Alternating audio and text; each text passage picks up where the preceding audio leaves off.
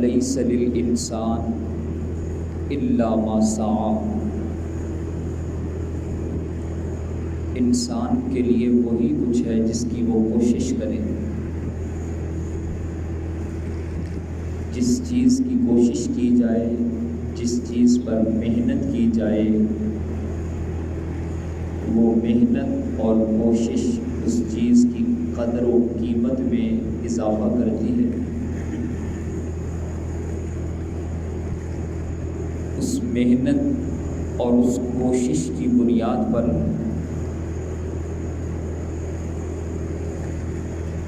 دنیا کی مارکیٹ میں اس چیز کی قیمت لگتی ہے۔ کسی پتھر پہ محنت کی جائے تو وہ اتنا قیمتی بن جاتا ہے کہ لوگ اسے لاکھوں میں خریدتے ہیں۔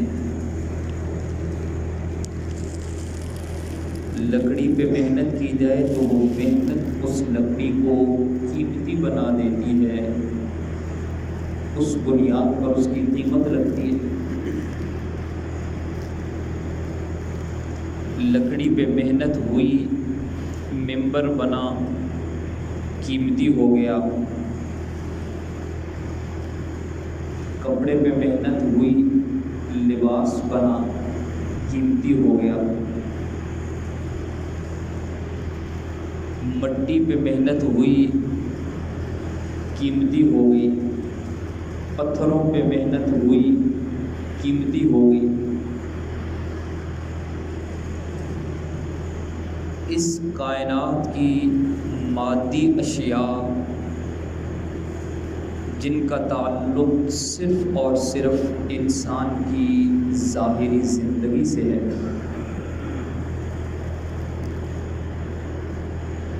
ان تمام چیزوں پر ہم نے محنت کر کے انہیں قیمتی بنایا۔ ایک چیز جو اس دھرتی میں سب سے زیادہ قدر و قیمت والی تھی، ہم نے اس پر محنت نہ کی، نہ اس پر محنت کرنے کو سوچا، نہ ہی اسے قدر و قیمت والا بنایا ہے۔ وہ چیز ہے ایمان۔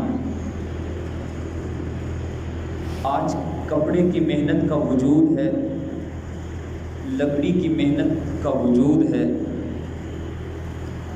بلڈنگ کے نقشے بنانے والے اسے قیمتی بنا رہے ہیں، لیکن ایمان پر محنت کرنے کا وجود ہی نہیں ہے۔ لوگ ایمان پہ محنت نہیں کرتے۔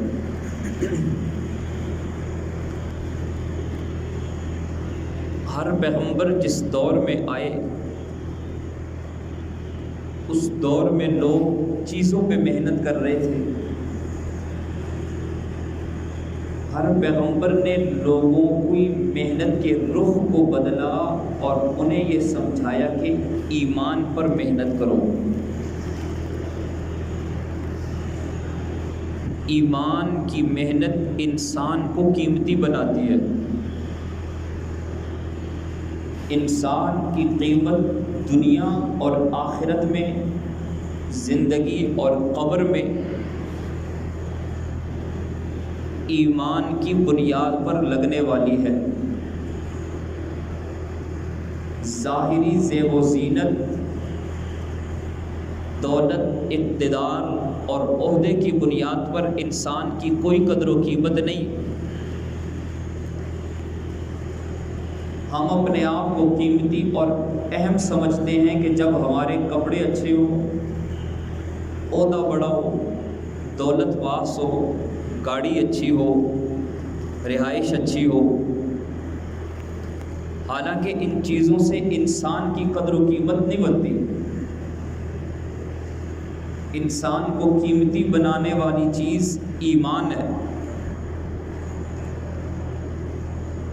گئے گزرے دور میں بادشاہ وقت ارسطو اپنا قافلہ لے کر چل رہا تھا۔ ہٹو اور بچوں کی صدا تھی۔ اس کی حکومت کے حواری آگے آگے چل رہے تھے اور لوگوں کو دائیں اور بائیں کرتے چلے جا رہے تھے کہ بادشاہ کی سواری آ رہی ہے۔ ایک شخص سر راہ سویا ہوا ہے،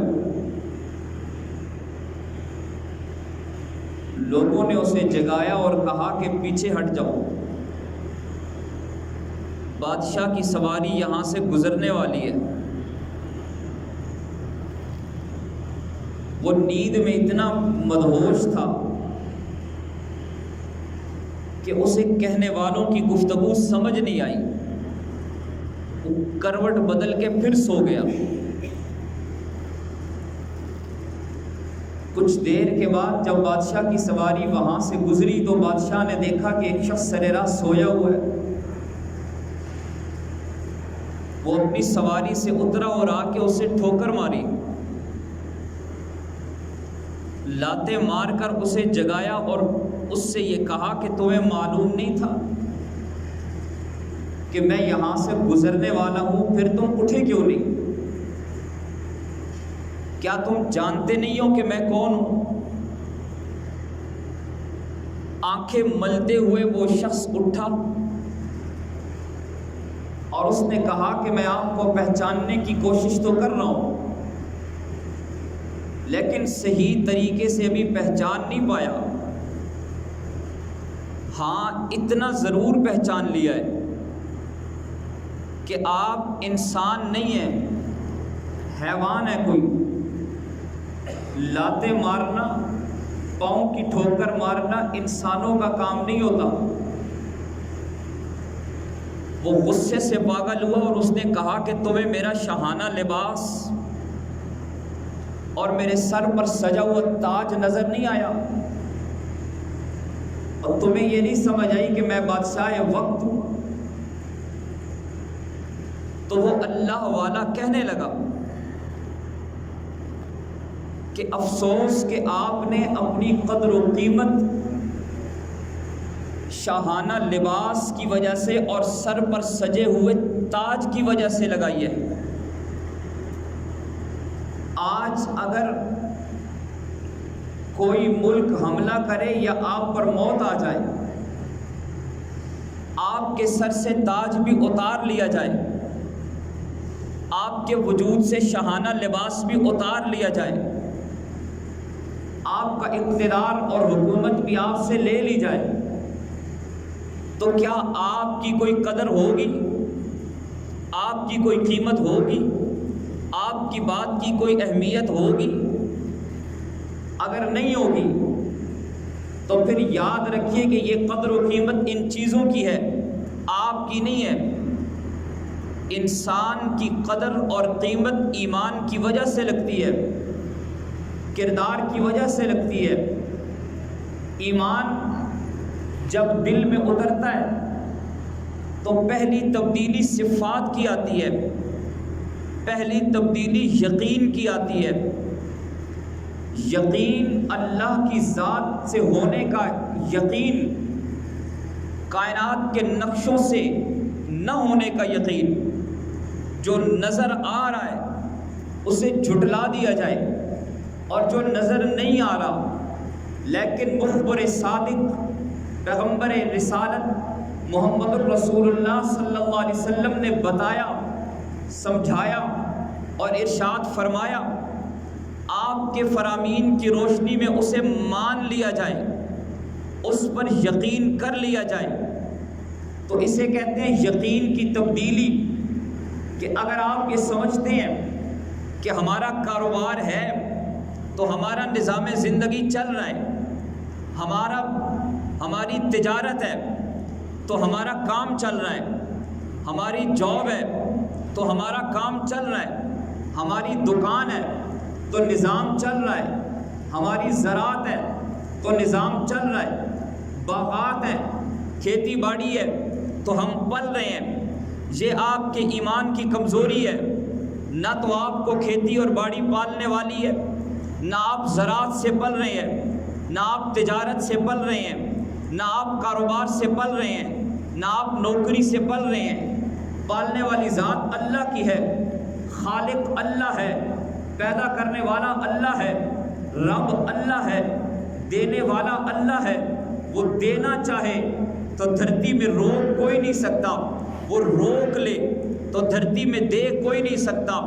وہ عزت دینا چاہے کائنات میں کوئی ذلیل نہیں کر سکتا، وہ رسوا کرنا چاہے تو تخت پہ بٹھا کر بھی ذلت کے طوق گلوں میں سجا دے، ذلیل ہونے سے روک کوئی نہیں سکتا۔ وہ مارنا چاہے بچا کوئی نہیں سکتا، بچانا چاہے تو پھر ایٹم کی برسات ہو، گولیوں کی بچھاڑ ہو، موت کا رقص ہو، بچانے والا بچا کے دکھاتا ہے۔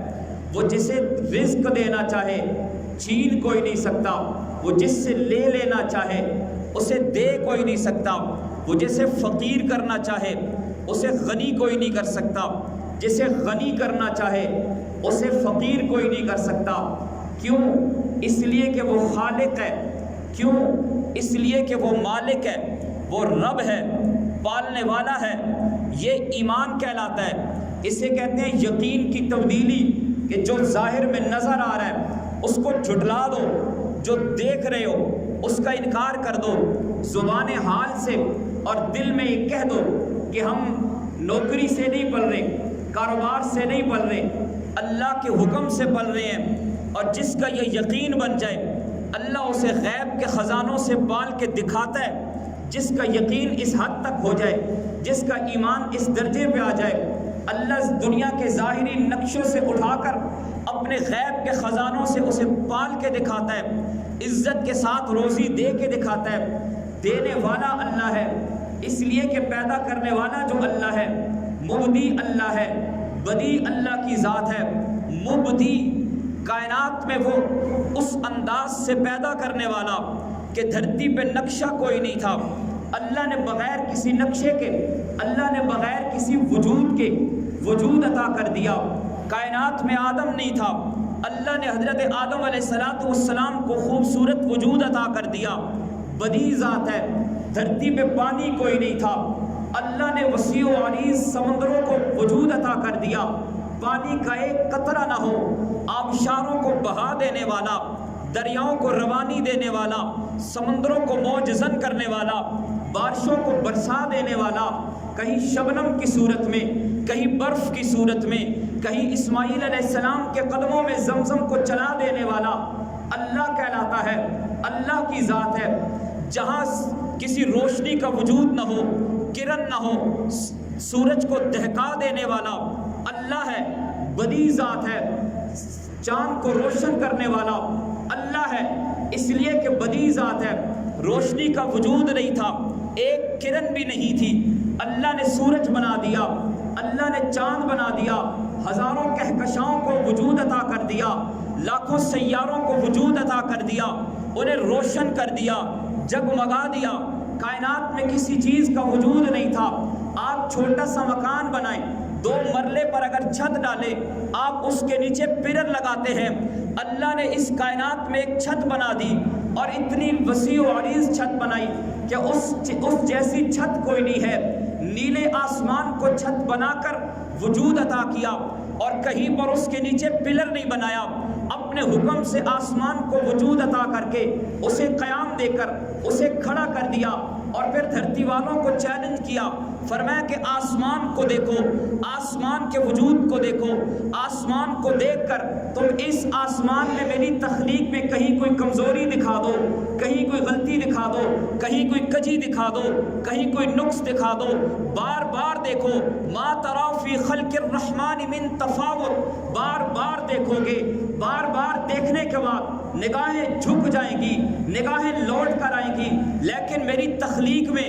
جو میں نے بدیع ذات کی وجہ سے کائنات کو وجود عطا کیا ہے، بغیر کسی وجود کے وجود عطا کیا ہے، کائنات میں تم میری تخلیق میں کوئی کمزوری، کوئی نقص، کوئی عیب دکھا نہیں سکتے۔ بخارات کو اٹھا دیا، ہوا نہیں ہے، ہواؤں کو چلا دیا، عرش نہیں ہے، عرش کو وجود عطا کیا ہے، فرش نہیں ہے، فرش کو وجود عطا کیا ہے، مٹی نہیں ہے، زمین کا فرش بچھایا ہے، سنگ ریزہ نہیں ہے، کوہ ہمالیہ جیسے پہاڑوں کو بلند کر کے دکھا دیا ہے، ایک قطرہ نہیں ہے، سمندروں کو بہا کے دکھا دیا ہے، انسان کا وجود نہیں ہے، آدم آدم علیہ السلام کو بنایا، پھر ابن آدم سے قیامت تک کرۂ ارض کو وجود عطا کر دیا۔ جانوروں کا وجود نہیں ہے، شیر کو بنایا، ہاتھی کو بنایا، اسے چنگھاڑنا دے دیا، اسے چیرنا اور پھاڑنے کی صلاحیت دے دی۔ وہاں سانپ کو بنایا، اس کے اندر زہر رکھ دی۔ سانپ کو کیا پتا میں ڈسوں گا، میرے اندر زہر ہے، وہ سرایت کر جائے گی، اگلا مر جائے گا۔ زہر کے اندر مارنے کی طاقت رکھنے والا اللہ ہے، اور اللہ کا حکم ہے زہر سے کوئی نہیں مرتا، اللہ کے حکم سے مرتا ہے۔ اللہ اپنے حکم سے اس کو وجود عطا کر رہے ہیں، اس کا قیام نہیں ہے۔ اللہ نے سانپ کو بنایا، کسی چیز کا وجود نہیں ہے۔ اللہ نے حشرات الارض سے جنگلوں کو بھر دیا ہے، ایک پتے کا وجود نہیں ہے۔ اللہ نے کائنات میں وسیع و عریض جنگلات بنا دیے، ان سب کو وجود عطا کیا۔ اللہ کی ذات بدیع ذات ہے، اللہ کی ذات مبدی ذات ہے۔ مبدی کہتے ہیں بغیر کسی نقشے کے، بغیر کسی ماڈل کے وجود عطا کرنے والا۔ آپ کوئی چیز بنائیں گے، اس کے پس منظر میں کوئی نقشہ ہوگا، کوئی سوچ ہوگی، کوئی فکر ہوگی، کوئی اندازہ ہوگا، پھر آپ پلان کریں گے، پھر آپ اس چیز کا وجود بنائیں گے، اس کا ڈیزائن بنائیں گے۔ لیکن بغیر کسی ڈیزائن کے اللہ وجود عطا کر رہا ہے۔ اللہ بدیع ذات ہے، پانی کا وجود نہیں ہے، پانی کا نقشہ نہیں ہے۔ اللہ نے ایسا لطیف پانی بنایا ہے، انسان کا نقشہ نہیں ہے، بغیر نقشے کے وجود عطا کیا ہے۔ کائنات میں کسی چیز کا وجود نہیں ہے، اللہ نے بغیر کسی نقشے کے وجود عطا کر دیا۔ جب ایمان دل میں آئے گا، پہلی صفت جو دل میں پیدا ہوگی وہ اللہ سے ہونے کا یقین پیدا ہوگا۔ وہ مناظر سے ہٹ کر، تجارت سے ہٹ کر، کاروبار سے ہٹ کر اللہ کی ذات سے ہونے کا یقین دل میں آئے گا۔ جب اللہ کی ذات کا یقین دل میں اترے گا، اس کا مطلب یہ ہے کہ اب آپ کے دل میں ایمان سرایت کر رہا ہے۔ آج مادیت پر محنت ہے، ایمان پر محنت نہیں ہے۔ اس لیے اللہ کی ذات، اللہ کے تذکرے، اللہ کی کبریائی، اللہ کی عظمت یقین ہی نہیں ہے انسان کو، مسلمان کو۔ ایمان آ جانے کے بعد کائنات کا رب اطاعت کی توفیق عطا کرتا ہے۔ ایمان صفات کو بناتا ہے، سچائی کی صفت آتی ہے، اطاعت کی صفت آتی ہے، فرما برداری کی صفت آتی ہے، حیا پیدا ہوتا ہے انسان کے اندر، اسے پتہ چلتا ہے رشتوں کا فرق وہ سمجھتا ہے، وہ سمجھ سکتا ہے کہ یہ ماں باپ ہے، ان کی یہ عزت ہے، ان کی یہ توقیر ہے، ان کی یہ عظمت ہے، ان کے یہ احکامات ہیں۔ اگر ایمان دل میں نہیں ہوگا، والدین کی عزت دل میں نہیں آئے گی، اللہ کے کسی حکم کی عظمت دل میں نہیں آئے گی۔ اور اللہ نے والدین کی اطاعت، والدین کی فرما برداری کو تو اپنے حکم کے ساتھ جوڑ دیا ہے۔ کوئی حکم ایسا نہیں ہے جسے اپنی الوہیت کے ساتھ جوڑا۔ قرآن مقدس میں اللہ تعالیٰ نے ارشاد فرمایا ہے، وَقَضَىٰ رَبُّكَ أَلَّا تَعْبُدُوا إِلَّا إِيَّاهُ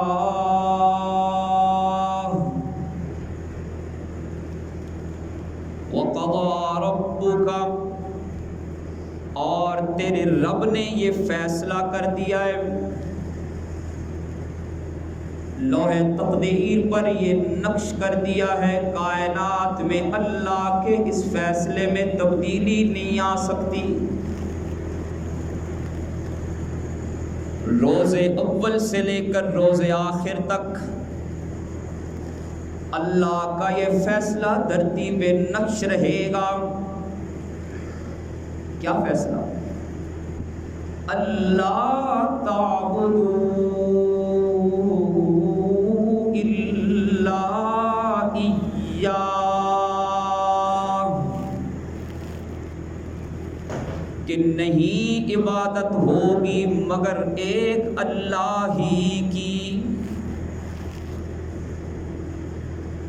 سر نہیں کسی کے سامنے جھکے گا مگر ایک اللہ ہی کے سامنے، سجدے ایک اللہ کے ہوں گے، دعائیں ایک اللہ سے مانگی جائیں گی، ندا و پکار ایک اللہ کے نام کی ہوگی. وَقَضَىٰ رَبُّكَ، اور تیرے رب نے یہ بھی فیصلہ کر دیا ہے وَبِالْوَالِدَيْنِ إِحْسَانًا، کہ والدین کے ساتھ حسن سلوک کرو. والدین کے حسن سلوک کو اپنی الوہیت اور اپنی عبادت کے ساتھ جوڑ دیا. کائنات میں کوئی رشتہ دھرتی والوں میں سے اتنا قریب نہیں ہے جتنا والدین کا رشتہ قریب ہے. امام الانبیاء صلی اللہ علیہ وسلم کو اطلاع دی گئی، یا رسول اللہ، ایک شخص نزع کی حالت میں ہے، رگ رگ سے روح نکلتی ہے لیکن حلق میں آ کے رک جاتی ہے، روح نکل نہیں رہی، زبان پر کلمہ شہادت نہیں آ رہا. اللہ کے نبی فکر مند ہو گئے، فرمایا کہ اس کے والدین زندہ ہیں یا نہیں. عرض کی یا رسول اللہ، والد نہیں والدہ زندہ ہیں. امام الانبیاء صلی اللہ علیہ وسلم نے فرمایا کہ جاؤ انہیں پیغام دے دو، اگر وہ چل کر آ سکتی ہیں تو آ جائیں، نہیں آ سکتی تو میں ان کے پاس آ رہا ہوں. پیغام دیا گیا. بوڑھی والدہ کہنے لگی اور تو کسی کے لیے نہیں جا سکتی، اگر اللہ کے محبوب صلی اللہ علیہ وسلم نے بلایا ہے تو میں محبوب کونین کے قدموں میں حاضر ہونے کے لیے آ رہی ہوں. پھر لاٹھی کا سہارا لے کر چلتے ہوئے امام الانبیاء صلی اللہ علیہ وسلم کے قدموں میں آ گئی. آپ صلی اللہ علیہ وسلم نے اس سے پوچھا کہ کیا تو اپنے بیٹے سے ناراض ہے؟ تیرا بیٹا معاملات میں کیسا ہے، عبادات میں کیسا ہے؟ اس نے عرض کی یا رسول اللہ، بہت نیک، راتوں میں تہجد پڑھنے والا، دن کو روزہ رکھنے والا، کثرت سے قرآن کی تلاوت کرنے والا، صدقہ و خیرات کرنے والا، میدان جہاد میں جانے والا. اپنے بیٹے کی عبادت سے کوئی گلہ شکوہ نہیں، بہت بڑا عابد ہے، لیکن یا رسول اللہ میں اس سے ناراض ہوں، میرا دل اس نے دکھایا ہے. تعلقات میں ایک وقت ایسا آیا کہ اس کی زبان سے وہ لفظ نکل گئے، جب میرا دل دکھا میں اس سے ناراض ہو گئی. امام الانبیاء صلی اللہ علیہ وسلم نے فرمایا صحابہ کرام سے لکڑیاں جمع کرو. بوڑھی ماں پوچھنے لگی اللہ کے رسول لکڑیاں کیوں جمع فرما رہے ہیں؟ امام الانبیاء صلی اللہ علیہ وسلم نے فرمایا کہ ایسا بیٹا جس سے اس کے والدین ناراض ہوں، جو والدین کا دل دکھائے، وہ اس قابل ہے کہ اسے دنیا میں آتش کے سپرد کر دیا جائے. میں اسے جلانے کے لیے لکڑیاں اکٹھی کر رہا ہوں. وہ بڑی عرض کرنے لگی یا رسول اللہ، کوئی صورت ہے بچاؤ کی؟ ماں کی مامتا تڑپ اٹھی. امام الانبیاء صلی اللہ علیہ وسلم نے فرمایا کہ ایک صورت ہے، تم اس سے راضی ہو جاؤ، اگر میں جلاؤں گا تو دنیا کی آگ میں جلے گا، اور تم اس سے ڈر رہی ہو، اگر ناراض رہی تو اللہ اسے جہنم کی آگ میں جلائیں گے. وہ کہنے لگی کہ یا رسول اللہ آپ گواہ رہیے، میں اس سے راضی ہو گئی. بس یہ الفاظ ادا کرنے تھے، وہاں ان کی زبان پر کلمہ جاری ہو گیا اور جان جانے آفری کے سپرد کر دی. عزیز دوستو، والدین کی ناراضگی موت کے وقت زبان سے کلمے چھین لیا کرتی ہے۔ جب ایمان دل میں پیدا ہوگا تو یہ صفات پیدا ہوں گی، انسان اطاعت پر آئے گا، والدین کی عظمت کا پتہ چلے گا اور اسے سمجھ آئے گی کہ اللہ نے اپنے حکم کے ساتھ والدین کے حکم کو جوڑ دیا ہے۔ وَقَضَىٰ رَبُّكَ أَلَّا تَعْبُدُوا إِلَّا إِيَّاهُ وَبِالْوَالِدَيْنِ إِحْسَانًا۔ اللہ تعالی ہمیں عمل کرنے کی توفیق عطا فرمائے۔